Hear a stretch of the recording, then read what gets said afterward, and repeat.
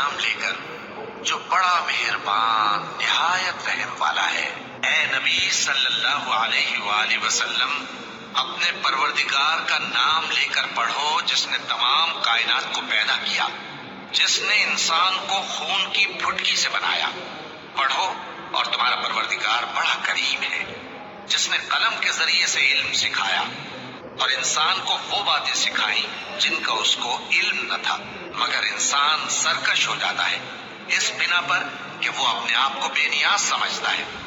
کچھ شک نہیں کہ سب کو تمہارے پروردگار ہی کی طرف لوٹ کر جانا ہے۔ کیا تم نے اس شخص کو دیکھا جو منع کرتا ہے، یعنی ایک بندے کو جب وہ نماز پڑھنے لگتا ہے؟